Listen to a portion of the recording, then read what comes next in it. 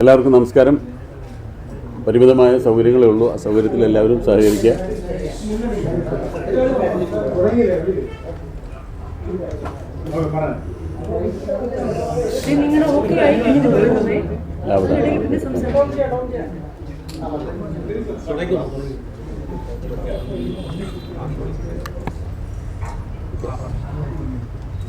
Hema committee report പുറത്തു വന്നതിന് ശേഷം അമ്മയുടെ പ്രതികരണം വൈകിപ്പോയെന്ന് പൊതുവെ ഒരു പരാതി ഉയർന്നിട്ടുണ്ട്.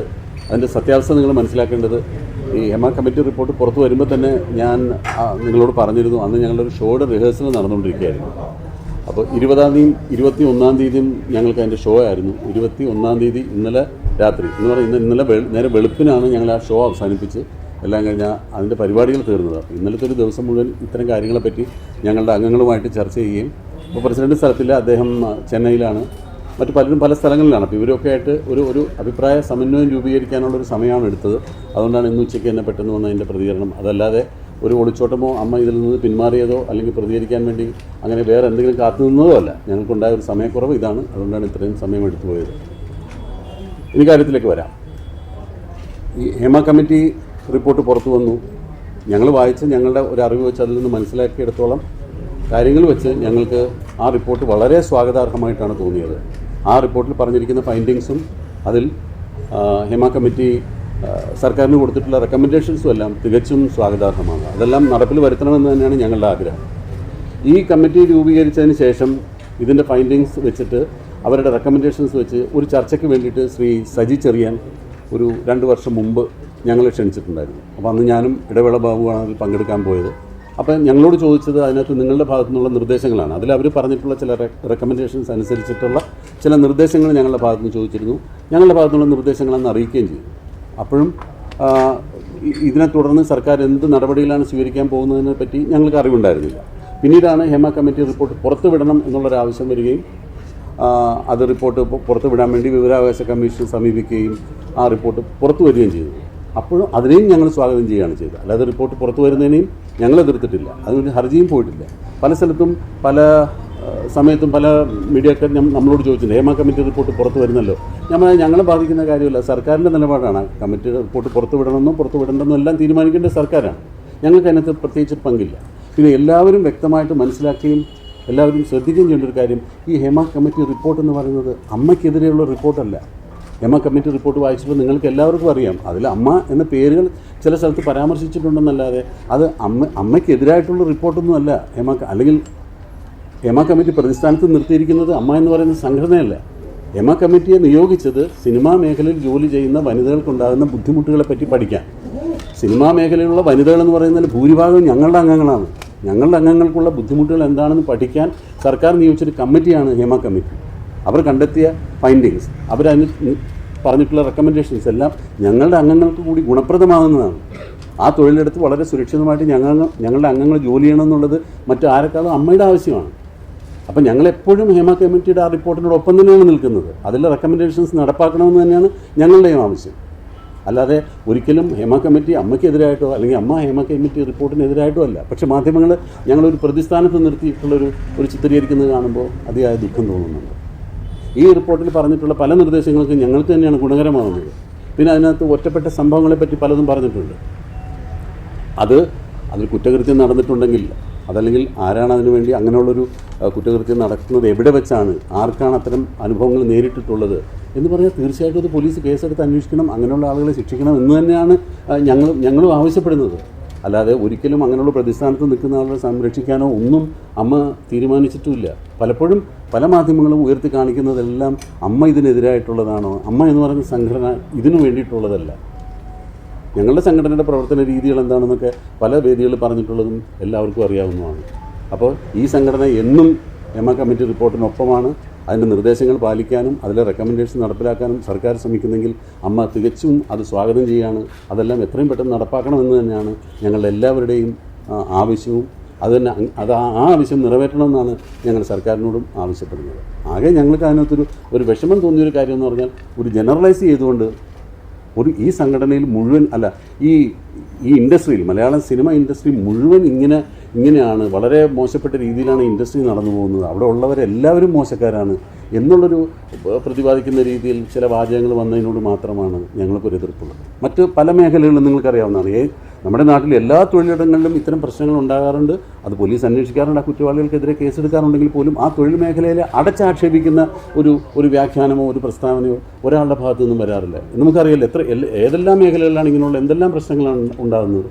ഇപ്പോൾ ഒരു രാഷ്ട്രീയക്കാരൻ അഴിമതി നടത്തിയാൽ രാഷ്ട്രീയക്കാരൻ മുഴുവൻ അഴിമതിക്കാരാണെന്ന് പറഞ്ഞ് നമ്മൾ അവരെ അടച്ചാക്ഷേപിക്കുകയല്ല ചെയ്യുന്നത്. ആ അഴിമതി നടത്തിയ വ്യക്തിയെ കണ്ടെത്തി ശിക്ഷിക്കാമെന്നല്ലാതെ അപ്പോൾ എവിടെയോ ഒറ്റപ്പെട്ട 1-2 സംഭവങ്ങൾ എവിടെയോ റിപ്പോർട്ട് ചെയ്തിട്ടുണ്ടെന്നുള്ള ഒരു അറിവിൻ്റെ അടിസ്ഥാനത്തിൽ ഒരു വ്യവസായ മേഖലയെ അല്ലെങ്കിൽ ജനങ്ങൾ ഒരുപാട് ഇഷ്ടപ്പെടുന്ന കുറേ ആളുകളെ അടച്ചാക്ഷേപിക്കുന്നൊരു പ്രവണത നല്ലതല്ല. അത് ഞങ്ങൾക്ക് ഒരുപാട് ദുഃഖം ഉണ്ടാക്കുന്നൊരു കാര്യമാണെന്ന് ഞങ്ങൾ എല്ലാ പ്രേക്ഷകരെയും വളരെ വിഷമത്തോടു കൂടി തന്നെയാണ് ഞങ്ങൾ ആ വിവരം അറിയിക്കുന്നത്.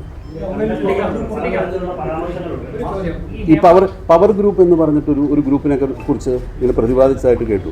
അത് ആരാണ് അങ്ങനെ ഒരു പവർ ഗ്രൂപ്പ് ഉണ്ടോ എന്നുള്ളത് ഈ കമ്മീഷൻ അറിയിച്ചതെന്ന് ഞങ്ങൾക്ക് അറിഞ്ഞുകൂടാ. അങ്ങനെയാണെങ്കിൽ വ്യക്തമായിട്ട് അവർക്ക് പറയാമല്ലോ പവർ ഗ്രൂപ്പിൽ ആരൊക്കെയാണെന്നുള്ളത്. ഞാൻ 40ഓളം വർഷമായിട്ട് സിനിമയിലുള്ള ആളാണ്. ഞാൻ ഒരു പവർ ഗ്രൂപ്പ് ഉള്ളതായിട്ടും എനിക്കറിയില്ല. അല്ലെങ്കിൽ ഒരു പവർ ഗ്രൂപ്പിൻ്റെയും എന്തെങ്കിലും ഒരു ശിക്ഷാ നടപടിക്കോ അല്ലെങ്കിൽ എനിക്ക് അനുകൂലമായിട്ട് ഒരു പവർ ഗ്രൂപ്പ് എന്തെങ്കിലും തീരുമാനം എടുത്തതായിട്ടോ ഇത്രയും കാലത്തിനിടയ്ക്ക് ഉണ്ടായിട്ടില്ല. എൻ്റെ ഒരു സംശയം എന്ന് പറയുന്നത് കുറച്ച് വർഷങ്ങൾക്ക് മുമ്പ്, അത് എനിക്ക് തോന്നുന്നു ഒരു 10 വർഷത്തിന് മുമ്പാണെന്ന് തോന്നുന്നു, എല്ലാ സംഘടനയിൽ നിന്നും 2 അംഗങ്ങളെ സെലക്ട് ചെയ്തുകൊണ്ട് ഒരു ഹൈ പവർ കമ്മിറ്റി എന്നൊരു കമ്മിറ്റി രൂപീകരിക്കുകയുണ്ടായിരുന്നു. ആ കമ്മിറ്റിയുടെ ഉദ്ദേശം എന്ന് പറയുന്നത് പല സംഘടനകളിലുള്ള പല ആളുകൾ പല പ്രശ്നങ്ങൾ നേരിടുന്നുണ്ട്. അപ്പോൾ എല്ലാ സംഘടനയിലും പെട്ട 2 പേരുള്ള ഒരു ഹൈ പവർ കമ്മിറ്റി ഉണ്ടെങ്കിൽ ആ പ്രശ്നം കോമൺ ആയിട്ട് കേൾക്കാനും അതിനൊരു പരിഹാരം നിർദ്ദേശിക്കാനും ഈ കമ്മിറ്റിക്ക് സാധിക്കും എന്നുള്ള രീതിയിൽ ഒരു ഹൈ പവർ കമ്മിറ്റി മുമ്പ് രൂപീകരിച്ചിരുന്നു. അതും പക്ഷേ ഓരോ കാലഘട്ടങ്ങളിൽ മാറി വരുന്ന സംഘടനകളുടെ ഭാരവാഹികൾ ചേർന്നിട്ടുള്ളൊരു കമ്മിറ്റിയാണ്. പക്ഷേ പിന്നീട് ആ ഹൈ പവർ കമ്മിറ്റി നിലവിൽ വന്നില്ല. അതിപ്പോൾ നിലവിലില്ല. അപ്പോൾ അതിനെ വെച്ചിട്ട് ആരെങ്കിലും എന്തെങ്കിലും പറഞ്ഞതാണോ എന്ന് എനിക്കറിയില്ല. നിങ്ങളൊന്ന് ആലോചിച്ച് നോക്ക്. ഒരു സിനിമ ആരഭിനയിക്കണം അല്ലെങ്കിൽ ആരഭിനയിക്കേണ്ടെന്ന് ഒരു ഗ്രൂപ്പിലും തീരുമാനിച്ചില്ല. എങ്ങനെ ഈ ഇൻഡസ്ട്രി നടന്നു പോകും? ഇത് ജനങ്ങളുടെ ആവശ്യമാണ്. ജനങ്ങൾ ഇന്ന ആളുകളുടെ സിനിമകളാണ് ഇപ്പോൾ കാണുന്നത്. ഒരു സിനിമ വിജയിക്കുമ്പോഴാണല്ലോ എപ്പോഴും ഒരു താരത്തിൻ്റെ പുറകെ അല്ലെങ്കിൽ സംവിധായകൻ്റെ പുറകെ എപ്പോഴും നിർമ്മാതാക്കളും ജനങ്ങൾ അവരുടെ സിനിമ കാണാൻ താല്പര്യപ്പെടും. അപ്പോൾ അവരെ വെച്ചപ്പോൾ കൂടുതൽ സിനിമകളുണ്ടാവും. അത് ഒരാൾക്കും തടയാൻ സാധിക്കില്ല. ഒരാൾക്കും അങ്ങനെ ചെയ്യാൻ പറ്റില്ല. അങ്ങനെയാണെങ്കിൽ ഈ ഇൻഡസ്ട്രി നിന്നു പോകും. അങ്ങനെ ഒരു ഹൈ പവർ കമ്മിറ്റി ഒരു സ്ഥലത്ത് നിന്ന് ഒരു പവർ കമ്മിറ്റിയാണ് എല്ലാം നിർദ്ദേശിക്കുന്നത്. അല്ലെങ്കിൽ ഇതിനൊരു മാഫിയാണെന്നൊക്കെ പറഞ്ഞാൽ മാഫിയയുടെ അർത്ഥം അറിയാഞ്ഞിട്ടാണോ? മാഫിയ എന്ന് പറഞ്ഞാൽ എന്താണ്? ഇതിന് പുറകിൽ ഒരു മാഫിയ പ്രവർത്തിക്കുന്നുണ്ട്. പല സ്ഥലത്തുനിന്നും പല മേഖലകളിലും ചോദിക്കാറുണ്ട്. ഇവിടെ ഒരു ഗുണ്ടാ സംഘം ഉണ്ടല്ലേ, അവർ തീരുമാനിക്കുന്ന പോലെയാണല്ലേ ഇൻഡസ്ട്രി നടന്നു? അങ്ങനെ ഒരിക്കലും സാധിക്കില്ല. ഞാൻ ഇത്രയും കാലം ഈ സിനിമയിൽ എൻ്റെ എക്സ്പീരിയൻസ് വെച്ചിട്ട് സത്യസന്ധമായിട്ട് പറയുകയാണ്. അങ്ങനെ ഒരു ഹൈ പവർ കമ്മിറ്റി ഒരു പവർ ഗ്രൂപ്പും വിചാരിച്ചാൽ സിനിമ മുന്നോട്ട് പോകില്ല. അത് സിനിമ എന്ന് പറയുന്നത് എന്നും സിനിമ സക്സസിൻ്റെ പുറകെയാണ്. ജനങ്ങൾ ആഗ്രഹിക്കുന്ന സിനിമയാണ്. ആ സക്സസ് ആർക്കാണ് ഉണ്ടാകുന്നത്? ആ സക്സസിൻ്റെ പുറകെ ബാക്കി സിനിമാക്കാർ പോവുകയാണ് ചെയ്യുക. അല്ലാതെ ഒരു പവർ ഗ്രൂപ്പിനും ഒരു സിനിമയെ നിയന്ത്രിക്കാൻ സാധിക്കില്ല. അമ്മയുടെ പരിപാടിയാണ് ഇതിന് പ്രതികരിക്കാൻ വൈകിയതെന്നല്ലേ താങ്കൾ ഇപ്പോൾ പറഞ്ഞത്. അന്ന് ഞങ്ങൾ അമ്മയുടെ റിഹേഴ്സൽ നടന്നതിന് മുന്നിൽ നിന്ന് ഞങ്ങളാണ് പ്രതികരണം ആരാഞ്ഞത്. അന്ന് സത്യത്തിൽ ഒഴിഞ്ഞുമാറായിരുന്നു. ഞങ്ങൾ നിർബന്ധപൂർവ്വം പറയണമെന്ന് പറഞ്ഞപ്പോഴാണ് അകത്ത് കയറി ആലോചിച്ചിട്ട് പുറത്ത് വന്ന് നിങ്ങൾ 3-4 പേര് പറഞ്ഞത് പ്രതികരിച്ചത്. അന്ന് പക്ഷേ പറഞ്ഞപ്പോൾ താങ്കളുടെ കൂടെ ഉണ്ടായിരുന്ന ബാബുരാജ് പറഞ്ഞു അത് ഞങ്ങൾ പഠിച്ചിട്ട് ഒരാഴ്ച കഴിഞ്ഞ് പ്രതികരിക്കാമെന്ന്. അതൊട്ടും ഒരു ഉത്തരവാദിത്വമില്ലാത്ത മറുപടിയല്ലേ അന്ന് നടത്തിയത്. ഇപ്പോൾ പറഞ്ഞു ഈ അമ്മയുടെ പരിപാടി കൊണ്ടാണ് 2 ദിവസം വൈകിയത്. 2 ദിവസം കഴിഞ്ഞ് ഈ പരിപാടി മൂലം 2 ദിവസം സാവകാശം എടുത്ത് പഠിച്ച് ഞങ്ങൾ 2 ദിവസം കഴിഞ്ഞ് പ്രതികരിക്കാമെന്നല്ല അന്ന് പറഞ്ഞത്. അത് ഞങ്ങൾ ഒരാഴ്ച കഴിയട്ടെ, ഒരാഴ്ചയ്ക്കകം നമ്മൾ നോക്കട്ടെ എന്നുള്ള രീതിയിൽ അലസമായ മറുപടിയാണെന്ന് പറഞ്ഞത്.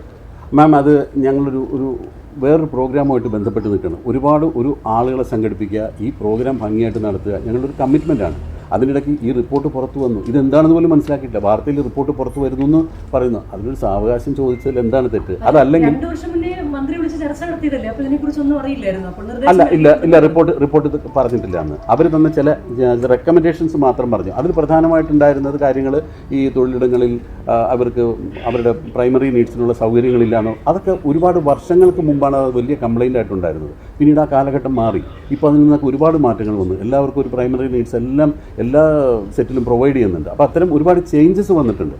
ഇത് ഇങ്ങനെ തുടങ്ങിയതും ഇങ്ങനൊരു കമ്മിറ്റി വന്നതും ഇതൊക്കെ ഗുണപ്രദമായിട്ടേ ഉള്ളൂ സിനിമയ്ക്ക് വേണ്ടിയിട്ട്. അപ്പം അതിന് ഒഴിഞ്ഞു മാറിയെന്ന് പറഞ്ഞാൽ ന്യായീകരിക്കുക. ഞാൻ ഒരിക്കലും അങ്ങനെ ഒഴിഞ്ഞു മാറാൻ എനിക്ക് സാധിക്കില്ല. കാരണം ഞാനൊരു സംഘടനയെ റെപ്രസെൻറ്റ് ചെയ്യുന്ന ആളാണ്. നിങ്ങളുടെ ചോദ്യങ്ങൾക്ക് മറുപടി പറയാൻ ഞാൻ ബാധ്യസ്ഥനാണ്. പക്ഷേ എനിക്കൊരു സമയം ആവശ്യപ്പെടാനുള്ള ഒരവകാശം എനിക്കുള്ളതുകൊണ്ടാണ് ഞാൻ പറഞ്ഞത്. ഞാൻ ഒരാഴ്ച കഴിഞ്ഞിട്ടൊന്നും പറഞ്ഞില്ല. ഞാൻ ഈ റിപ്പോർട്ട് എന്താണെന്നൊന്ന് പഠിച്ചോട്ടെ. കാരണം ശ്രീ ബാബുരാജ് അങ്ങനെ പറഞ്ഞിരുന്നു, നിങ്ങൾ ഒരുമിച്ച് സംസാരിച്ചിരുന്നു, ഒരാഴ്ച കഴിഞ്ഞിട്ട് ഞങ്ങൾ പ്രതികരിക്കാമെന്ന് പറഞ്ഞു. അത് ക്ഷമിക്കുക, അങ്ങനെ പറഞ്ഞു. പറഞ്ഞതിന് ജനറലൈസ് ചെയ്തു എന്നാണ് പറഞ്ഞത്. കാര്യങ്ങൾ ജനറലൈസ് ചെയ്താണ് അവതരിപ്പിച്ചത് എന്നാണ് പറഞ്ഞത്. ഹേമ കമ്മിറ്റിക്ക് തെറ്റുപറ്റി അല്ലെങ്കിൽ ആ റിപ്പോർട്ടിൽ പിഴവ് പറ്റി എന്ന അഭിപ്രായം അമ്മയ്ക്കുണ്ടോ? ഇല്ല, ഒരിക്കലുമില്ല. ഞാൻ ആദ്യമേ സൂചിപ്പിച്ചതാണ്, ആ റിപ്പോർട്ടിനോട് പരിപൂർണമായി ഞങ്ങൾ യോജിക്കുന്നു, അവരുടെ റെക്കമെൻഡേഷൻസിന് സ്വാഗതം ചെയ്യുന്നു. ഇങ്ങനെ ജനറലൈസ് ചെയ്ത് പറഞ്ഞതിനോട് അതിൽ ആ റിപ്പോർട്ട് ജനറലൈസ് ചെയ്ത് പറഞ്ഞു എന്നല്ല പറഞ്ഞത്, അതിൽ അങ്ങനെ ഒരു വാചകം ഉള്ളതുകൊണ്ട് ഞങ്ങൾ ഇപ്പോൾ ഈ റിപ്പോർട്ടിൽ പ്രധാനമായിട്ട് പറഞ്ഞിട്ടുള്ളൊരു പോയിന്റ് നിങ്ങൾ വായിച്ചിട്ടുണ്ടാവും. ആ റിപ്പോർട്ട് നേരത്തെ ഒരു പേജിൽ പറഞ്ഞിട്ടുണ്ട്, അവർ function is only to study the issues relating to women in cinema and report, not name or shame anybody or expose the guilty. അതല്ല അവരുടെ ലക്ഷ്യം. അവരങ്ങനെ ഒന്നും ആരെയും കുറ്റപ്പെടുത്തിയിട്ടും ആരെയും ഒന്നും പറഞ്ഞിട്ടില്ല. അതാണ് ഞാൻ പറഞ്ഞത്, അമ്മയും കുറ്റപ്പെടുത്തിയിട്ടില്ല, അമ്മയിലെ അംഗങ്ങളെയും കുറ്റപ്പെടുത്തിയിട്ടില്ല. അങ്ങനെ ഒന്നും പറയാത്തൊരു റിപ്പോർട്ടിനെ ഞങ്ങൾ എന്തിന് കുറ്റപ്പെടുത്തി പറയണം? ഞങ്ങൾ സ്വാഗതം ചെയ്യുകയാണ് ചെയ്തിട്ടുള്ളത്. പരിപൂർണമായും ഹേമ കമ്മിറ്റി റിപ്പോർട്ടിനെ അമ്മ സ്വാഗതം ചെയ്യുന്നു. അതിൻ്റെ റെക്കമെൻഡേഷൻസ് നടപ്പിലാക്കണമെന്ന് അമ്മ ആവശ്യപ്പെടുന്നു.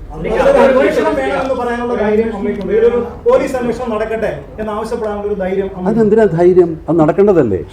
അത് ഭയപ്പെടുന്നുണ്ടെങ്കിലല്ല അതിന് ധൈര്യത്തിൻ്റെ ആവശ്യമുള്ളൂ. ഒരിക്കലും ധൈര്യം, കുറ്റകൃത്യം എവിടെ നടന്നാലും പോലീസ് കേസെടുത്ത് അന്വേഷിക്കണം. ഹേമ കമ്മിറ്റി റിപ്പോർട്ടിൽ ഏതെങ്കിലും കുറ്റവാളികളെ പറ്റി പ്രതിപാദിക്കുന്നുണ്ടെങ്കിൽ പോലീസ് അന്വേഷിക്കണം, ആ കുറ്റവാളികളെ പുറത്തു കൊണ്ടുവരണം. അല്ലാതെ പുകമറ സൃഷ്ടിച്ച് കുറ്റവാളികളല്ലാത്തവരെ കൂടി അതിനകത്ത് നാണം കെടുത്തുകയല്ല വേണ്ടത്. ആരാണ് കുറ്റവാളി? അയാൾ പുറത്തു വരട്ടെ. അവരോട് ലൈംഗിക വിക്ഷേപം നടത്തുക, അവരെ അതിനുവേണ്ടി ക്ഷണിക്കുക, അത്തരം ഒരു സാഹചര്യം സിനിമയിലുണ്ടോ? ഈ ഹേമ കമ്മിറ്റി റിപ്പോർട്ടിലെ പരാമർശത്തിനപ്പുറത്തേക്ക് എപ്പോഴെങ്കിലും അമ്മയ്ക്ക് സംഘടനയ്ക്ക് അത്തരം പരാതികൾ ലഭിച്ചിട്ടുണ്ടോ? അത് ശ്രദ്ധയിൽപ്പെട്ടിട്ടുണ്ടോ? അമ്മയ്ക്ക് വ്യക്തമായിട്ട് അങ്ങനെ ഒരു കുട്ടി 2006 നടന്നൊരു സംഭവത്തെപ്പറ്റി 2018 പരാതിപ്പെട്ടിരുന്നു എന്ന് പറഞ്ഞിട്ട് ഇപ്പോൾ ഒരു ഇമെയിൽ വന്നിട്ടുണ്ട്. അപ്പോൾ 2018 ആ പരാതിപ്പെടുമ്പോൾ ഞാനും ആ കമ്മിറ്റിയിലുണ്ടായിരുന്നത്. പക്ഷേ അന്ന് ആ പരാതി എൻ്റെ ശ്രദ്ധയിൽപ്പെട്ടു. ഞാനന്നൊരു എക്സിക്യൂട്ടീവ് മെമ്പർ മാത്രമായിരുന്നു. ഞാൻ ആ പരാതി എൻ്റെ ശ്രദ്ധയിൽപ്പെട്ടിട്ടില്ല. തീർച്ചയായിട്ടും ഞങ്ങളത് അന്വേഷിച്ച് അതിനൊരു മറുപടി ആ കുട്ടിക്ക് കൊടുക്കുന്നതാണ്. ഇപ്പോഴാണ് ഞാൻ ആ മെയിൽ കാണുന്നത്. 2006 നടന്നൊരു സംഭവത്തെ അടിസ്ഥാനപ്പെടുത്തിയാണ് പരാതി തന്നിട്ടുള്ളത്. തീർച്ചയായിട്ടും അങ്ങനെ ഒരു പരാതി ഇഗ്നോർ ചെയ്തത് തെറ്റാണെന്ന് തന്നെ വിശ്വസിക്കുന്ന ഒരാളാണ് ഞാൻ. അങ്ങനെ ഇഗ്നോർ ചെയ്യാൻ പാടില്ല. അങ്ങനെ ഒരു പരാതി ഒരു പെൺകുട്ടിക്കുണ്ടെങ്കിൽ തീർച്ചയായിട്ടും അന്വേഷിക്കാൻ, അതിന് നടപടിയെടുക്കാൻ വേണ്ട പരിപാടി നമ്മൾ ചെയ്യുകയും ചെയ്യണം. ഇപ്പോൾ ഈ അടുത്ത കാലത്തുള്ള പല പരാതികൾക്കും പോലീസിനെ സമീപിക്കേണ്ട കാര്യങ്ങൾക്ക് ഞാൻ പോലീസിനെ സമീപിച്ചിട്ടുണ്ട്. നമ്മളതിനുവേണ്ടി അംഗങ്ങളുടെ സംരക്ഷണമാണല്ലോ ഒരു സംഘടനയുടെ പ്രഥമ ബാധ്യത എന്ന് പറയുന്നത്. തീർച്ചയായിട്ടും അങ്ങനെ ചെയ്യണം. അങ്ങനെ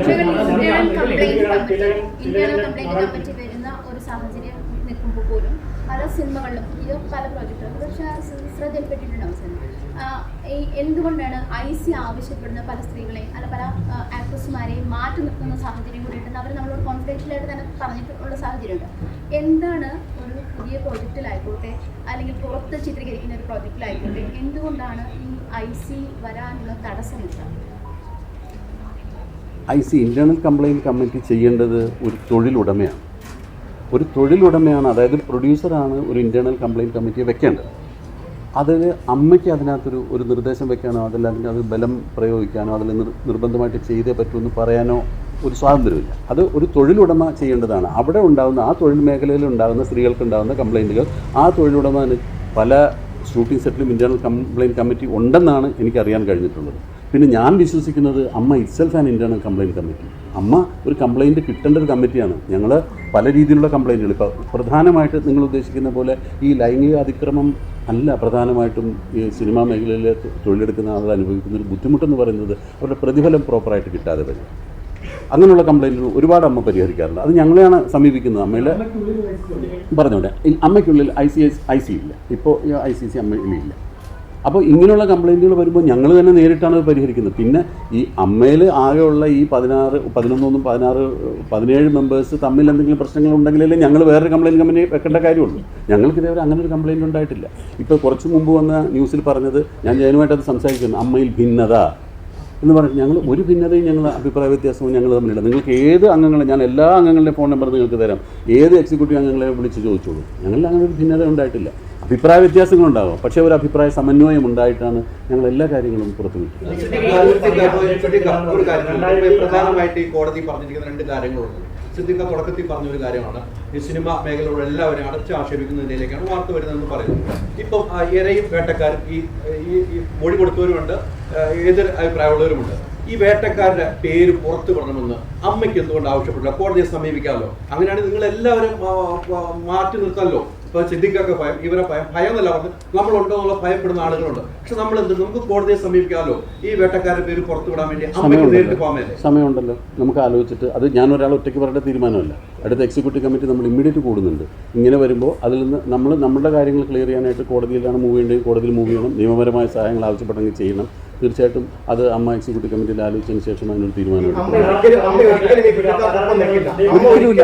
ഒരിക്കലും കുറ്റക്കാർക്കൊപ്പം നിന്നിട്ടില്ല, ഒരിക്കലും കുറ്റക്കാർക്കൊപ്പം നിൽക്കില്ല. കുറ്റക്കാരെ പുറത്തു കൊണ്ടുവരണമെന്ന് ശിക്ഷിക്കണമെന്ന് തന്നെയാണ് ഒരു അത് അമ്മയെന്ന് മാത്രമല്ല, നിങ്ങൾ ആരെങ്കിലും നിൽക്കുമോ കുറ്റവാളികൾക്കൊപ്പം നമ്മൾ നിൽക്കില്ല. സംഘടന പിന്തുണ ഒരിക്കലും ഉണ്ടാവില്ല. സംഘടന അവരെ സംരക്ഷിക്കാനുള്ള ഒരു ശ്രമം പോലും ഉണ്ടാവില്ല.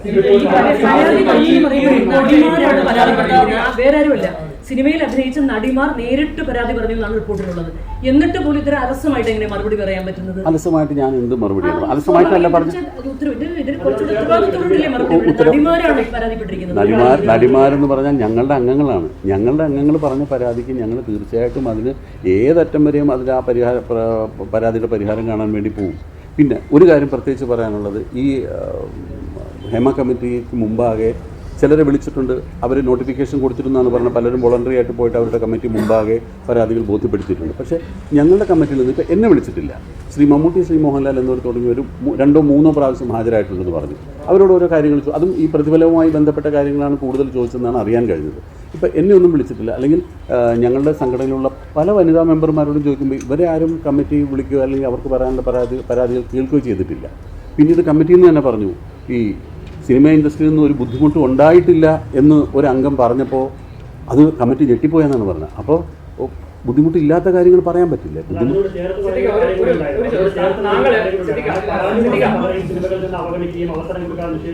അങ്ങനെ സാധിക്കില്ല. അതാണ് ഞാൻ ആദ്യം പറഞ്ഞത്. അങ്ങനെ ഒരു പരാതി പറഞ്ഞതിൻ്റെ പേരിലൊന്നും ആരെയും അവോയ്ഡ് ചെയ്യാൻ സിനിമയ്ക്ക് സാധിക്കില്ല.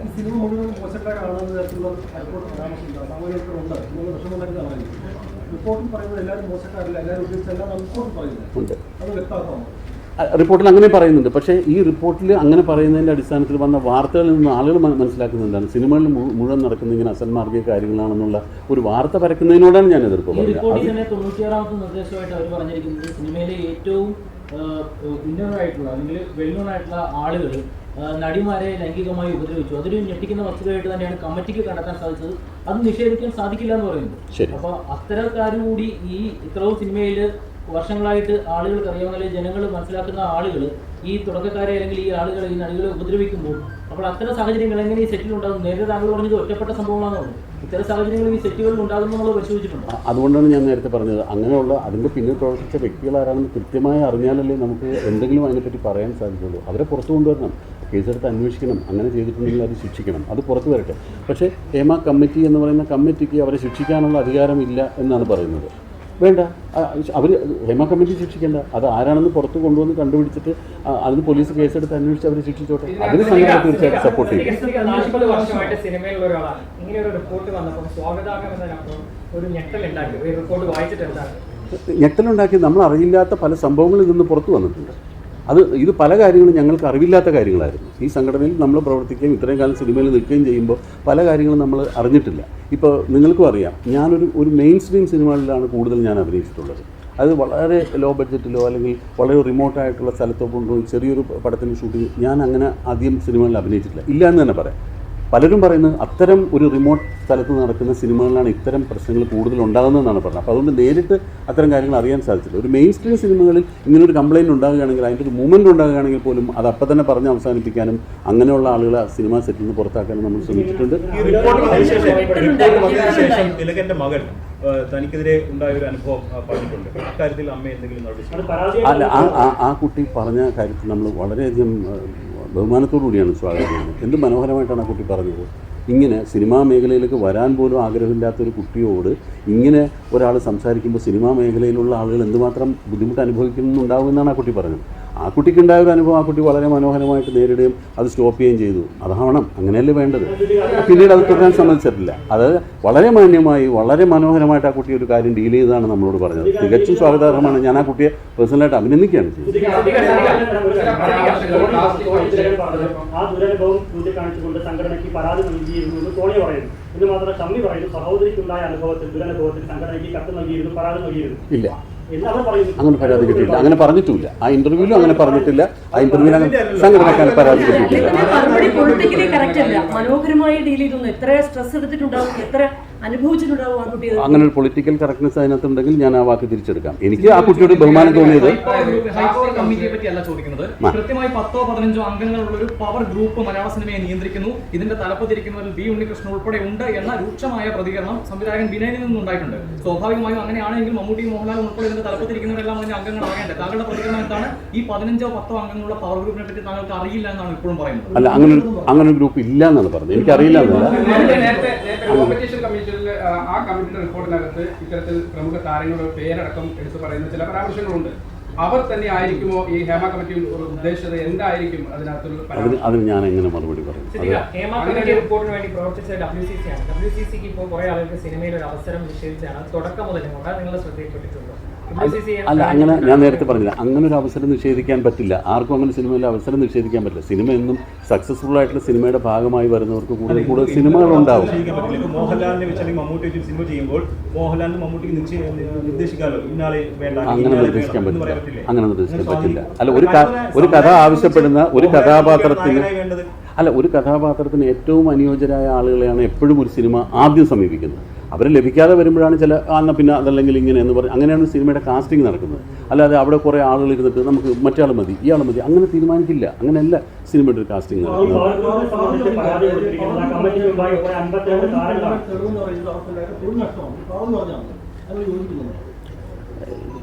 അതിനോട് യോജിക്കാൻ സാധിക്കില്ല. അങ്ങനെ ഒരു പവർ ഗ്രൂപ്പ് ഒരിക്കലും ഒരാളുടെ തൊഴിൽ നഷ്ടപ്പെടുത്തുമെന്ന് ഞാൻ വിശ്വസിക്കുന്നില്ല. ഇവിടെ കഴിവുള്ള കലാകാരന്മാർ, പാർവതി കഴിവുള്ള നടിയാണ്. അവർ എത്രയോ നല്ല നല്ല സിനിമകളിൽ അഭിനയിച്ചതാണ്.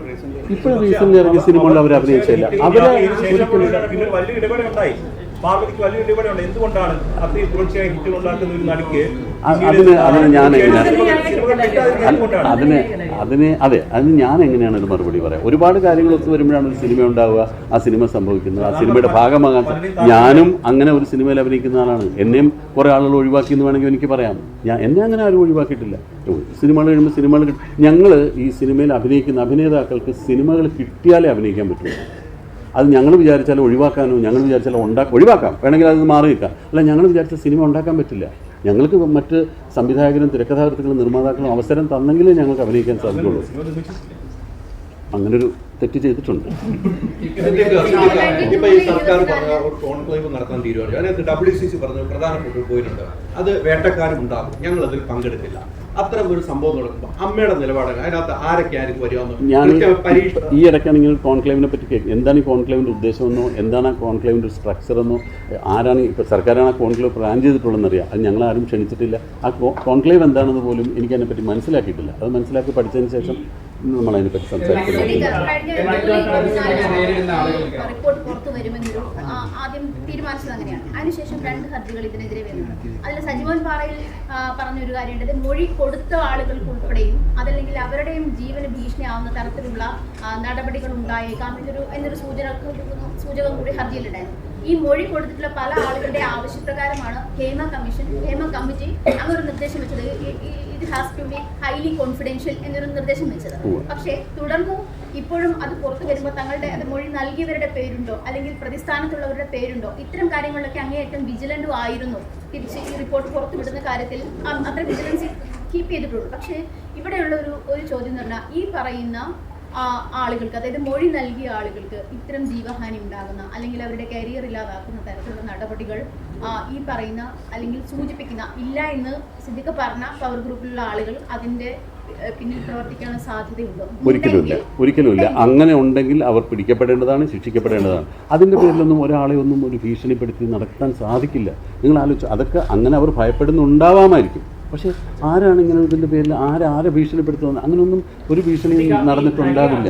അങ്ങനെ ഉണ്ടായാൽ തന്നെ നേരെ അവരെ കണ്ടുപിടിച്ച് നമ്മൾ ശിക്ഷിക്കാനുള്ള സംവിധാനം നമ്മുടെ ഭരണഘടനയിലുണ്ട്. ഇവിടുത്തെ ലോ ആൻഡ് ഓർഡർ അതൊന്നും കണ്ണടച്ച് ഇരിക്കുമെന്ന് തോന്നുന്നില്ല. അങ്ങനെയൊന്നും ഒരാളെയും ഭീഷണിപ്പെടുത്താൻ എന്തെങ്കിലും തെളിവ് വന്നാൽ തീർച്ചയായും ഭീഷണിപ്പെടുത്തിയ ആൾ അകത്താകും. കൃത്യമായ ഡേറ്റ് ഓർമ്മയില്ല. ഇതിന് മുമ്പ് അന്ന് ഈ ഹേമ കമ്മിറ്റി റിപ്പോർട്ടിൻ്റെ അടിസ്ഥാനത്തിൽ അവർ തന്ന ചില റെക്കമെൻഡേഷൻസ് കൂടെ ഒക്കെ വെച്ചിട്ട് ഒരു 10-20ഓളം നിർദ്ദേശങ്ങൾ അവർ വെച്ചിരുന്നു. അതിലൊന്നായിട്ട് പ്രധാനമായിട്ട് ചോദിച്ചത് ഇങ്ങനെ തുല്യ പ്രതിഫലം സിനിമയിൽ നടപ്പാക്കാൻ സാധിക്കുമോ, അതല്ലെങ്കിൽ ഇത്തരമുള്ള പ്രാഥമിക ആവശ്യങ്ങൾക്കുള്ള സൗകര്യങ്ങൾ പല സെറ്റിലും ഇല്ലാതെ പോകുന്നു. അപ്പോൾ അതിൻ്റെ പേരിൽ ആ സൗകര്യങ്ങൾ കൊടുക്കാനുള്ള നിർദ്ദേശങ്ങൾ നിങ്ങളുടെ ഭാഗത്തുനിന്ന് അതിനെക്കുറിച്ചൊക്കെ ഉള്ള എന്ത് നടപടികളാണ് സർക്കാർ സ്വീകരിക്കേണ്ടത് എന്നുള്ളതിനെ പറ്റിയുള്ള ഞങ്ങളുടെ നിർദ്ദേശങ്ങളാണ് ചോദിച്ചത്. അതിനകത്ത് ഈ സ്ത്രീകൾ നേരിട്ട അതിക്രമത്തെക്കുറിച്ചുള്ള പരാമർശം ചർച്ച ഉണ്ടായിരുന്നു. കൃത്യമായിട്ട് ഓർമ്മയില്ല. അതങ്ങനെ ചർച്ചയൊന്നും ഉണ്ടായിരുന്നില്ല. വിഷയമാണല്ലോ ഈ റിപ്പോർട്ട്. പക്ഷേ ആ റെക്കമെൻഡേഷൻസിൽ അതായിരുന്നില്ല പ്രധാനമായിട്ട്. ഈ തൊഴിലിടങ്ങളിൽ ഉണ്ടാകുന്ന മറ്റു ബുദ്ധിമുട്ടുകളെക്കുറിച്ചും കാര്യങ്ങളെക്കുറിച്ചുമാണ് കൂടുതൽ പറഞ്ഞത്. അല്ല, എനിക്ക് പ്രത്യേകിച്ച് ഓർമ്മയുള്ളത് ഈ പ്രതിഫലത്തെ പറ്റിയിട്ടുള്ള കാര്യങ്ങളായിരുന്നു. പലപ്പോഴും ഈ തുല്യ പ്രതിഫലം കൊടുക്കണം, അത് സ്ത്രീകൾക്കും പുരുഷന്മാർക്കും. ഈ സിനിമയിൽ അങ്ങനെ ഒരു വിവേചനം അങ്ങനെ ഇത് ചെയ്യാൻ പറ്റില്ല. അതിൽ സ്ത്രീകൾക്ക് കൂടുതൽ, ചിലപ്പോൾ ചില സ്ത്രീകൾക്ക് കൂടുതൽ പ്രതിഫലമായിരിക്കും, ചിലപ്പോൾ കുറവായിരിക്കും, ചിലപ്പോൾ പുരുഷന്മാർക്കായിരിക്കും കൂടുതൽ, ചിലപ്പോൾ പുരുഷന്മാർക്ക് കുറവായിരിക്കും. അപ്പോൾ അങ്ങനെയുള്ള കാര്യങ്ങളായിരുന്നു അന്ന് കൂടുതൽ. വിഷയമല്ല, പക്ഷേ സ്ത്രീകൾ പ്രധാനമായിട്ട് ഉന്നയിച്ചത് അവർക്ക് പ്രാഥമിക ആവശ്യം നിർവഹിക്കാനുള്ള സൗകര്യം ചെയ്തു കൊടുക്കുന്നില്ല. നമുക്കറിയാം ഇപ്പോൾ പ്രധാനപ്പെട്ട നടിമാർക്ക് ക്യാരവാൻ കൊടുക്കുന്നുണ്ട് ലൊക്കേഷനിൽ. എന്തുകൊണ്ട് വളരെ അടിസ്ഥാന സൗകര്യമായി ജോലി സൗകര്യം ഏർപ്പെടുത്തി കൊടുക്കുന്നില്ല? ഇതൊക്കെ ഇഷ്യൂസ് അല്ലേ? ഇതെല്ലാം ഇഷ്യൂസാണ്. ഇതിലൊക്കെ ഞങ്ങൾ സംഘടനകൾ ഇടപെടുന്നത്, അഭിനയിക്കുന്നവരുടെ സംഘടനകൾ ഇടപെടുന്നതിന് പരിമിതികളുണ്ട്. നമുക്ക് ചെയ്യേണ്ടത്, നമ്മളിപ്പോൾ സർക്കാരിന് ഇത്തരം കാര്യങ്ങൾ തീരുമാനിക്കാവുന്ന ഒരു കാര്യം എന്ന് പറയുന്നത് അല്ല. ഇപ്പം ഞങ്ങൾ ഈ സംഘടന ബേസിക് നീഡ് നമ്മളെ കൊണ്ടാവുന്ന രീതിയിൽ പറയുന്നുണ്ട്. ഇപ്പോൾ ഒരു നിർമ്മാതാവിന് എത്ര കാരവൻ പ്രൊവൈഡ് ചെയ്യാനുള്ള കപ്പാസിറ്റി ഉണ്ടാവും, അതനുസരിച്ച് അവർക്ക് ചെയ്യാൻ പറ്റുള്ളൂ. അപ്പം ഞങ്ങൾ ചെയ്യുന്നത് സാധാരണ ഒരു കാര്യം ചെയ്യും, നമ്മൾ ഇപ്പുറത്തോട്ട് മാറിക്കൊടുക്കാം, ഞങ്ങളൊരു 10 നടന്മാരുകൂടി ഒരു മുറിയിലിരിക്കാം, അല്ലെങ്കിൽ 5 പേര് ഒരു മുറിയിലിരിക്കാം, മറ്റത് ആ സ്ത്രീകൾക്ക് കൊടുക്കും എന്ന് പറഞ്ഞൊക്കെ ഉള്ള സൗകര്യങ്ങൾ നമ്മൾ ചെയ്തു കൊടുക്കാറുണ്ട്. അല്ലാതെ ഒരു നിർമ്മാതാവിനോട് ഉടനെ ചെന്നിട്ട് സംഘടനയുടെ ഭാരമായി എന്നുള്ളതിൽ നിങ്ങളൊരു 3 കാരവനും കൂടി ഏർപ്പെടുത്തും എന്ന് പറയാൻ പറ്റില്ല. ഞാനൊന്ന് പറഞ്ഞോട്ടെ. അപ്പോൾ ഇത്തരം സൗകര്യങ്ങൾ ചെയ്തു കൊടുക്കുന്നത് ഇതൊന്നും മുമ്പത്തെ പരിസ്ഥിതി അല്ല. ഇപ്പോൾ നിങ്ങൾ അന്വേഷിച്ച് നോക്കൂ, നിങ്ങൾ ഏതെങ്കിലും സെറ്റ് പോയി നോക്കൂ, ഇവർക്കെല്ലാം ആവശ്യത്തിന് സൗകര്യങ്ങളുണ്ട്. അല്ലാതെ സൗകര്യങ്ങൾ ഇല്ല എന്ന് പറയുന്നത് തെറ്റാണ്. ഇത് 4-5 വർഷം മുമ്പ് ശരിയാണ് ഇത്തരം ബുദ്ധിമുട്ടുകൾ ഉണ്ടായിരുന്നു. ഇതൊന്നും ഇല്ലാത്ത കാലഘട്ടത്തിൽ ഞങ്ങൾ അഭിനയിച്ചിട്ടുണ്ട്. അപ്പോൾ അന്ന് 5 വർഷങ്ങൾക്ക് മുമ്പാണ് അന്ന് പറഞ്ഞതിന് ശേഷം ഒരുപാട് മാറ്റങ്ങളുണ്ടായി, ഒരുപാട് മാറ്റങ്ങൾ വന്നിട്ടുണ്ട്, പല കാര്യങ്ങളിലും മാറ്റങ്ങൾ വന്നിട്ടുണ്ട്, കൊണ്ടുവന്നിട്ടുണ്ട്. അത് അത്തരം നിർദ്ദേശങ്ങൾ ആരൊക്കെ നിർദ്ദേശങ്ങൾ പറഞ്ഞിട്ടുണ്ടോ അതനുസരിച്ചുള്ള മാറ്റങ്ങൾ സിനിമയിലുണ്ടായിട്ടുണ്ട്. പോസിറ്റീവായിട്ടുള്ള ഒരുപാട് മാറ്റങ്ങൾ വന്നിട്ടുണ്ട്.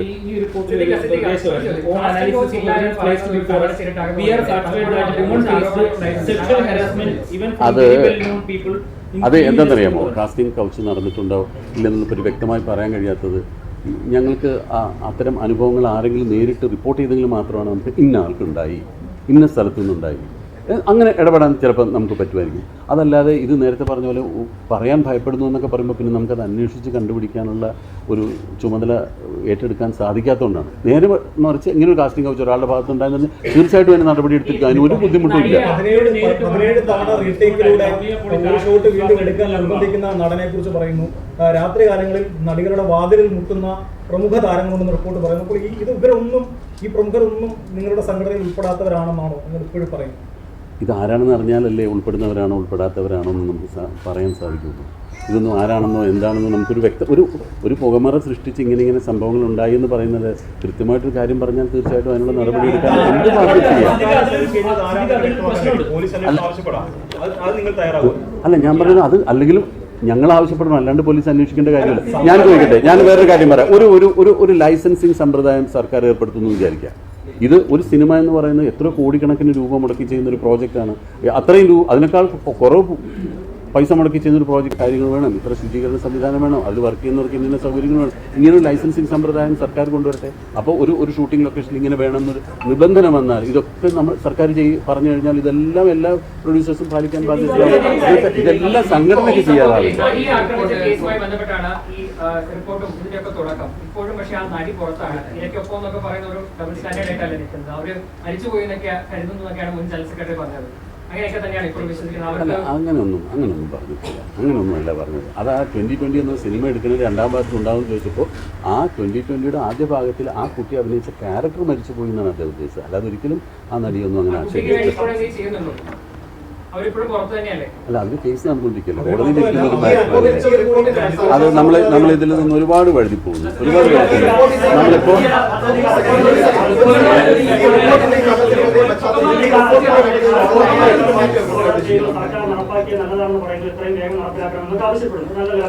പക്ഷെ അതിൽ ഉന്നയിച്ച ആരോപണങ്ങൾ ഓരോന്നും നിങ്ങൾ നിഷേധിക്കുകയാണ്. കാസ്റ്റിംഗ് കൗച്ച് ആവട്ടെ, പവർ ഗ്രൂപ്പിന്റെ നിഷേധിച്ചിട്ടില്ല. ആരോപണം നിഷേധിച്ചെന്ന് പറയല്ലേ. ഈ പവർ ഗ്രൂപ്പ് ഇല്ല എന്ന് പറയുന്നു, ഈ കാസ്റ്റിംഗ് കൗച്ച് നടന്നില്ല എന്ന് പറയുന്നു. അപ്പൊ ഈ കമ്മിറ്റിക്ക് മുമ്പിൽ പോയി കൊടി കൊടുത്ത അംഗങ്ങൾ കള്ളം പറഞ്ഞു എന്നുള്ളതാണ് നിലപാട്? അല്ല, ഒരിക്കലും അല്ല. കമ്മിറ്റിക്ക് മുമ്പിൽ പോയി അങ്ങൾ പറഞ്ഞ കമൻറ്റുകൾ അതിൽ നിന്ന് മാത്രമാണ് ഞങ്ങൾ ചില കാര്യങ്ങൾ മനസ്സിലാക്കിയിട്ടുള്ളൂ. അതല്ലാതെ ഇതിന് കോമൺ ആയിട്ട് ഇതിനു മുമ്പ് ഞങ്ങൾക്ക് അത്തരം കാര്യങ്ങൾ ഞങ്ങളുടെ ശ്രദ്ധയിൽപ്പെട്ടിട്ടില്ല എന്ന് മാത്രമേ പറഞ്ഞിട്ടുള്ളൂ. അതിനൊക്കെ അങ്ങനെ പറഞ്ഞിട്ടുള്ള ആളുകൾ നമ്മൾ നേരിട്ട് വന്ന് പറഞ്ഞാൽ അതിന് മറുപടി പറയാം. അതിൽ ഒരു ജനറലൈസ് ചെയ്ത് അങ്ങനെ പറയാൻ സാധിക്കില്ല. പറഞ്ഞിട്ട് സാർ അമ്മയുടെ ജനറൽ സെക്രട്ടറിയാണ് ആർക്കെല്ലാം അങ്ങ് ക്ലീൻ ചിറ്റ് ഈ ഒരു അങ്ങനെ ഒരു അമ്മയുടെ ജനറൽ സെക്രട്ടറിക്ക് അങ്ങനെ ഒരു ക്ലീൻ ചിറ്റ് കൊടുക്കാനോ അല്ലെങ്കിൽ ക്ലീൻ ചിറ്റ് കൊടുക്കാതിരിക്കാനുള്ള ഒരു പദവിയല്ല ഇത്. അങ്ങനെ നമ്മൾ ആരെയും സെറ്റ് ചെയ്യേണ്ട കാര്യം 506 പേരടങ്ങുന്ന ഒരു സംഘടനയുടെ ജനറൽ സെക്രട്ടറിയാണ് ഞാൻ. ഈ 506 പേരെയും ഒരേപോലെ കാണാനേ സാധിക്കുള്ളൂ. ഓരോ മെമ്പേഴ്സിനും അല്ലാതെ ഒരു ക്ലീൻ ചിറ്റ് കൊടുക്കേണ്ട ഒരു അതോറിറ്റി അല്ല.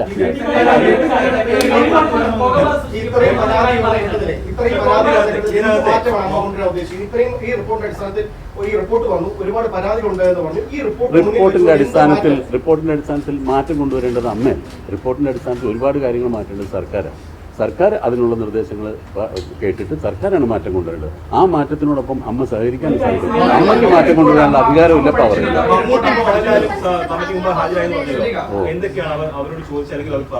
ഏതാണ്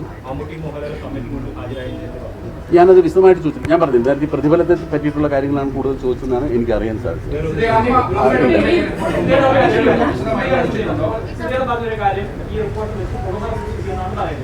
അതിന് പ്രധാനപ്പെട്ട കാരണം ഇതിൽ ചില ഭാഗങ്ങൾ മാത്രം ഒഴിവാക്കിയാണ്, അല്ലെങ്കിൽ ഈ റിപ്പോർട്ടിലെ തന്നെ അല്ലെങ്കിൽ ഇതുമായി ബന്ധ തെളിവുകൾ ഒഴിവാക്കിയാണ് പുറത്തുനിന്നില്ല.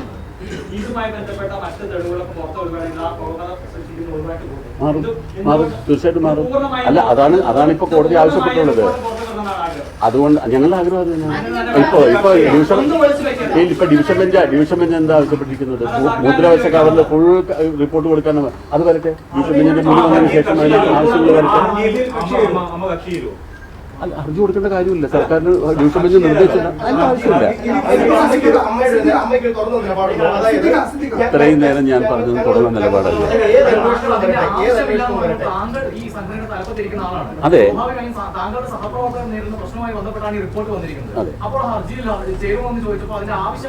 അല്ല, നമ്മള് അതിന് ഹർജിയിൽ ചേരുന്നതിന് മുമ്പ് തന്നെ കോടതി പറഞ്ഞല്ലോ റിപ്പോർട്ട് കൊണ്ട്. നമ്മൾ ഹർജി ചേരുന്നതിന് മുമ്പേ ഡിവിഷൻ ബെഞ്ച് പറഞ്ഞല്ലോ ഇത്രാം തീയതി ഹാജരാക്കണം എന്ന് പറഞ്ഞു.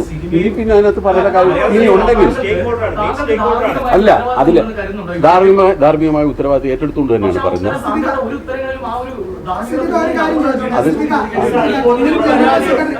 പരാതിയുള്ളവരെ സഹായിക്കാനായിട്ട് പോലീസിൽ പരാതിയുള്ളവര് അമ്മയുടെ സഹായത്തിൽ അവരെ പോലീസിൽ അവർക്ക് വേണ്ട സഹായങ്ങൾ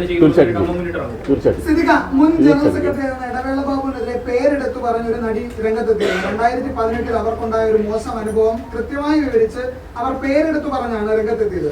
അത് അമ്മയുടെ ശ്രദ്ധയിൽപ്പെട്ടിരുന്നു. കുറച്ചു മുമ്പ് പറഞ്ഞിരുന്നു ഈ ഹേമ കമ്മിറ്റിയിൽ ആരോപണം ഉന്നയിക്കപ്പെട്ടതാണ്, ആരുടെയും പേരെടുത്ത് പറയുന്നില്ല എന്ന് പറഞ്ഞിരുന്നു. ഹേമ കമ്മിറ്റി റിപ്പോർട്ടിന് പുറമെ ഈ പേരെടുത്ത് പറഞ്ഞ് രംഗത്തെത്തിയിരുന്നു, അമ്മയുടെ ശ്രദ്ധയിൽപ്പെട്ടിരുന്നു. അതുമായി ബന്ധപ്പെട്ട് അദ്ദേഹവുമായി എന്തെങ്കിലും ആശയവിനിമയം നടത്തിയിരുന്നു. ആ ആരോപണം ശക്തമായാൽ അമ്മ അതിനോട് എങ്ങനെയായിരിക്കും പ്രതികരിക്കും? തീർച്ചയായിട്ടും അതിനുള്ള നടപടികൾ സ്വീകരിക്കാനോ അല്ലെങ്കിൽ എന്താണ് വേണ്ടതെന്നുള്ള കാര്യങ്ങളെ പറ്റി അന്വേഷിക്കും. ഇന്നലെയാണ് ആ ഒരു ക്ലിപ്പിംഗ് പുറത്തു വന്നത്. ബാബുവായിട്ട് ബന്ധപ്പെടാനോ ഒന്നും സാധിച്ചിട്ടില്ല. ഇന്നലെ അത് കഴിഞ്ഞത് വന്നിട്ടുള്ളൂ. തീർച്ചയായിട്ടും അത്തരം കാര്യങ്ങൾ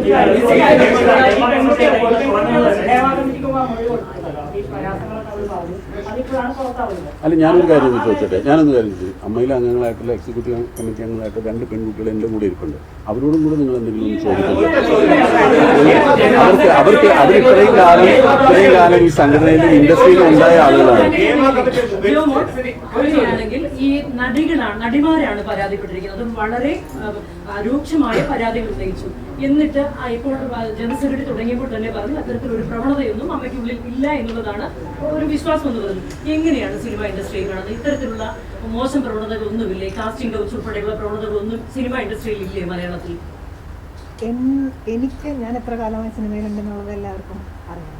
ഇന്നേ വരെ എനിക്ക് എൻ്റെ അനുഭവം വെച്ച് പറഞ്ഞാൽ ഒരാൾ പോലും മോശമായിട്ട് സംസാരിക്കുകയോ നിങ്ങൾ പറയുന്ന പോലെ ഈ കഥകൾ വന്ന് തട്ടുകയോ അല്ലെങ്കിൽ കൂടെ സഹകരിച്ചാൽ മാത്രമേ സിനിമയിൽ അഭിനയിക്കാൻ ചാൻസ് തരുള്ളൂ എന്നൊന്നും പറഞ്ഞില്ല. അപ്പം ആരോ നേരത്തെ പറയുന്നത് കേട്ടു, ഈ ഒരു പ്രമുഖ നടിയെ ഒരുപാട് കാലം സിനിമയിൽ നിന്ന് മാറ്റി നിർത്തിയിട്ടുണ്ട്, ചാൻസുകൾ കൊടുത്തില്ല. ഒരു സമയത്ത് എനിക്കും അവാർഡ് കിട്ടിയിട്ടുള്ളതാണ്. അങ്ങനെയാണെങ്കിൽ ഇപ്പം ഞാൻ അഭിനയിക്കുന്നില്ല.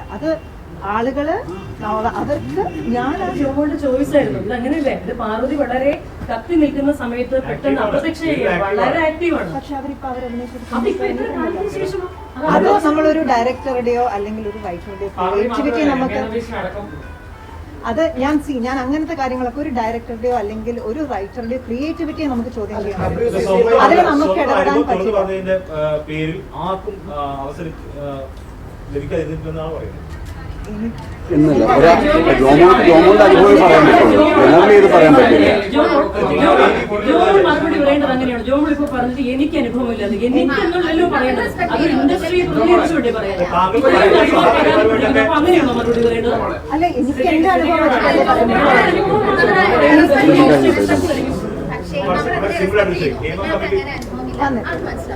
പക്ഷേ ഞാൻ നിങ്ങളുടെ സഹപ്രവർത്തകർ ഒരുപാട് പേര് ഇത്തരം അനുഭവം ഷെയർ ചെയ്തിട്ടുണ്ടാവാം, അല്ലെങ്കിൽ ഇത്തരം അനുഭവങ്ങൾ ഉള്ളവരെ കുറിച്ച് കേട്ടിട്ടുണ്ടാവാം. അല്ലാതെ പക്കെ ഇങ്ങനെ സുതാര്യമായ ഒരു അവസ്ഥയിലാണ് സിനിമ മേഖല പോകുന്നത്. ഈ ഹേമ കമ്മിറ്റി റിപ്പോർട്ട് ഉണ്ടാവത്തില്ലായിരുന്നു. അതല്ലേ സിദ്ദിഖ പറഞ്ഞത്, അങ്ങനെ അനുഭവങ്ങൾ നമ്മളുടെ അടുത്ത് വന്നിട്ടുണ്ടെങ്കിൽ, നമ്മൾ അറിഞ്ഞിട്ടുണ്ടെങ്കിൽ തീർച്ചയായിട്ടും നമ്മൾ അവരുടെ കൂടെ തന്നെ ആയിരിക്കുന്നു. എന്തായാലും നമ്മൾ അവരുടെ കൂടെ കേട്ടിട്ടുണ്ട്. പത്രത്തിൽ വന്നതല്ലേ കേട്ടിട്ടുള്ളൂ.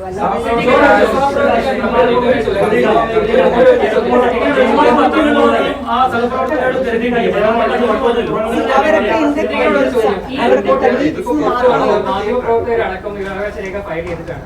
കഴിഞ്ഞ 5 വർഷമായിട്ട് സർക്കാരിന്റെ കയ്യിലായിരുന്നു. അതൊന്ന് കാണാൻ ആഗ്രഹിച്ചിട്ടുണ്ടായിരുന്നു. ഈ റിപ്പോർട്ട് ഒന്ന് പുറത്തു വരണം ആഗ്രഹിച്ചിട്ടുണ്ടായിരുന്നു. അമ്മയുടെ ഭാഗത്തുനിന്ന് ഒരു RTI എങ്കിലും ഫയൽ ചെയ്തിട്ടുണ്ടായിരുന്നു. ഇല്ല, റിപ്പോർട്ട് പുറത്തു വരണമെന്നൊരു ആവശ്യമോ റിപ്പോർട്ട് പുറത്തു വരരുതെന്ന് ഒരു നിർദ്ദേശമോ ഞങ്ങളുടെ ഭാഗത്തുനിന്ന് ഉണ്ടായിട്ടില്ല. ഞങ്ങൾ അങ്ങനെ രണ്ടും ആവശ്യപ്പെട്ടില്ല. റിപ്പോർട്ട് ഞങ്ങൾക്ക് വായിക്കണമെന്നും പറഞ്ഞിട്ടില്ല, റിപ്പോർട്ട് പുറത്ത് വിടരുതെന്നും പറഞ്ഞിട്ടില്ല. റിപ്പോർട്ട് വന്ന സമയത്താണ് ഇത് വായിച്ചിട്ട് പല കാര്യങ്ങളും നമുക്ക് മനസ്സിലാക്കാൻ സാധിച്ചതിനെ കുറിച്ചാണ് നമ്മൾ പ്രതികരിച്ചത്. ഒറ്റ ചോദ്യം, ഹേമ കമ്മിറ്റി റിപ്പോർട്ട് വന്നപ്പോഴാണ് സിനിമയിലെ സ്ത്രീകൾ നേരിടുന്ന പ്രശ്നങ്ങളെ കുറിച്ച് പൊതുജനം അറിഞ്ഞത്. പക്ഷേ ഇത്രയും നാളായിട്ട് അമ്മ എന്ന സംഘടന, താരങ്ങളുടെ സംഘടന ഈ നാട്ടിൽ പ്രവർത്തിക്കുന്നുണ്ട്. പിന്നെ ആ സംഘടന എന്താണ് അവരുടെ പ്രസക്തി എന്താണ്? നിങ്ങള് ഈ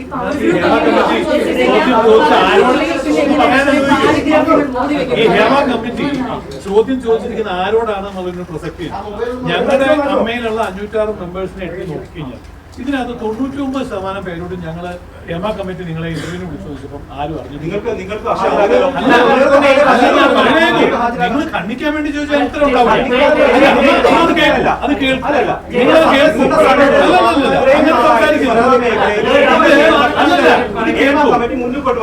ഹേമ കമ്മിറ്റി എന്തിനാ സർക്കാർ വെച്ചിരിക്കുന്നത്? അല്ല, നിങ്ങളിത് കേൾക്കും. ഹേമ കമ്മിറ്റി എന്തിനാ സർക്കാർ വെച്ചിരിക്കുന്നത്? അല്ല, സിനിമയെന്ന് പറഞ്ഞത് സിനിമയിൽ വരുത്തേണ്ട ഒരു നയം കൊണ്ടുവരുന്നതിന് വേണ്ടി സിനിമയെ പഠിക്കാൻ വേണ്ടിയാണ് ഹേമ കമ്മിറ്റി സ്ത്രീകളെ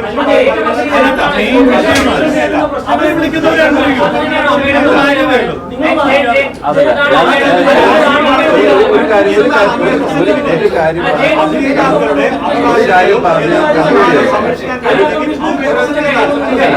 അതല്ല, അമ്മയുടെ പ്രസക്തി എന്താണെന്ന് അമ്മയുടെ അംഗങ്ങൾക്കറിയാം. അമ്മയുടെ അംഗങ്ങളോട് അമ്മയുടെ അംഗങ്ങളോട് അതെ, അവർക്ക് ആ പരാതികൾ പരിഹരിക്കാനുള്ള ശ്രമം നമ്മുടെ ഭാഗത്തുനിന്നുണ്ടാവും.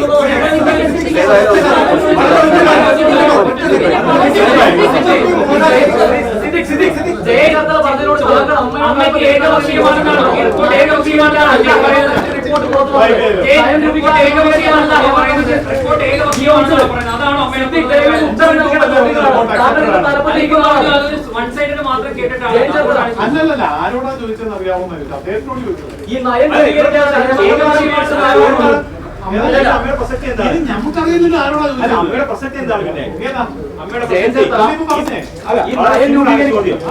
അതായത് ഈ സ്ത്രീകൾ നയം രൂപീകരിക്കാനാണ് ഹേമ കമ്മിറ്റി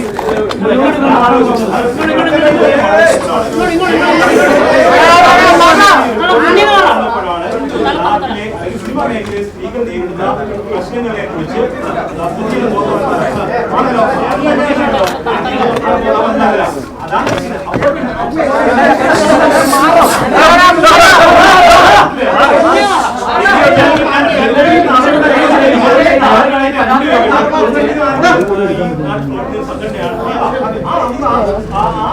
അംഗങ്ങളായാലും അല്ലെങ്കിൽ സമാനമായ വിഷയം അവിടെയല്ല. അമ്മ അവിടെ